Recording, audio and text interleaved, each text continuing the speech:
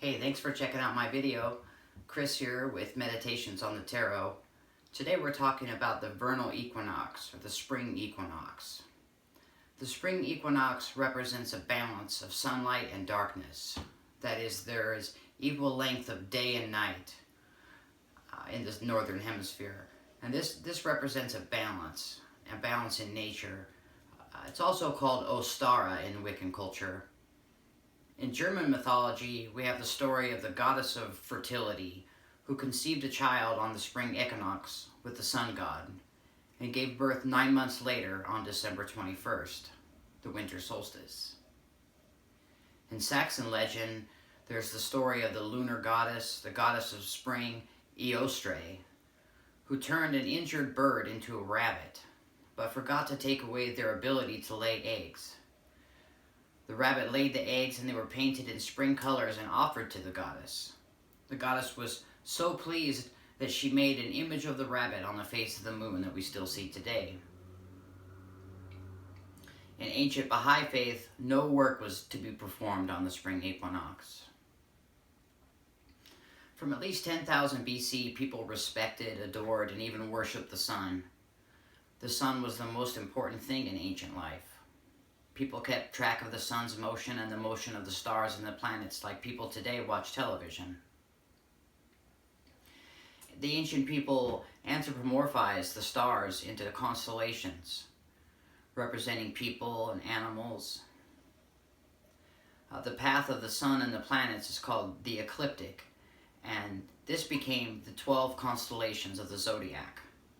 And they were each associated with things that happened during that period. For example, Aquarius brings a spring rain.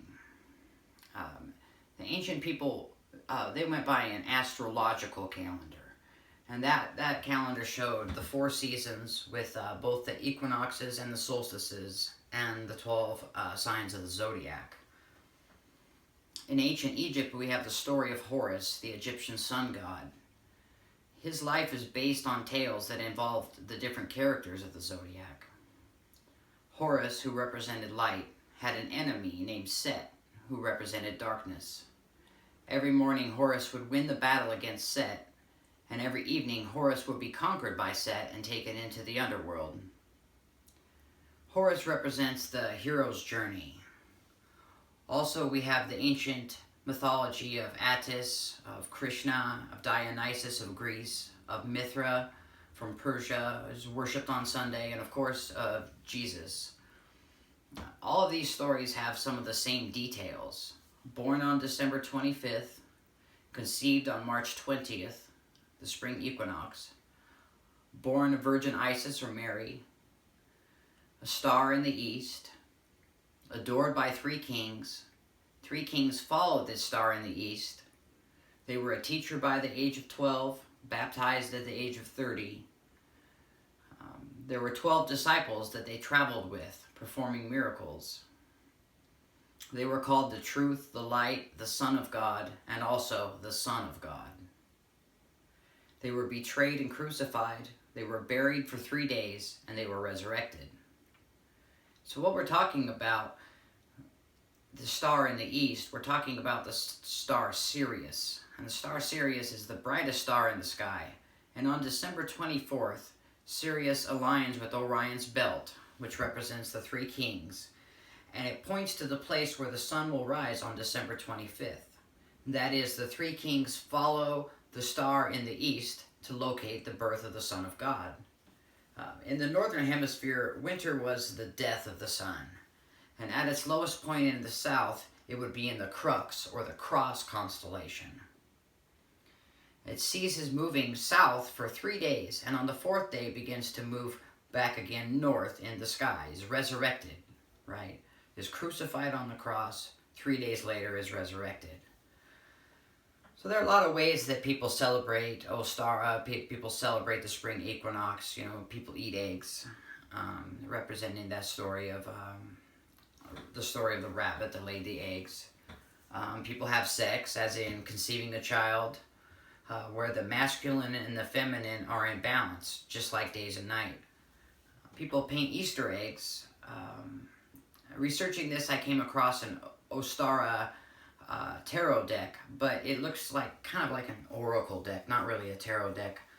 Ostara is often celebrated by consecrating planting supplies, like seeds and shovels and plants. And that's where you spend time focusing good energy on these objects, and that you'll begin to start using at this time of year. You can consecrate these items with the 4 elements, and also the 5th element of spirit. You know, you can take some seeds and hold them in your hand and meditate on those seeds growing. Right? Attach your goals in life to the plant, and let its growth go along with accomplishing your goals. So those are some ways that you can celebrate the spring equinox.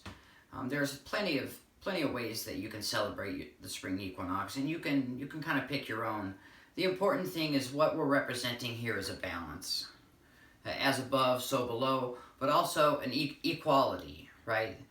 We're representing the spring equinox represents the equality, the equal amount of day and equal amount of night, the masculine and the feminine, right? So by celebrating these opposites, and celebrating these opposites in balance, that's what we celebrate on the spring equinox.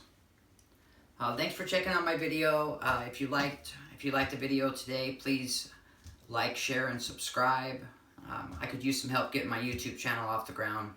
Thanks for watching. LVX.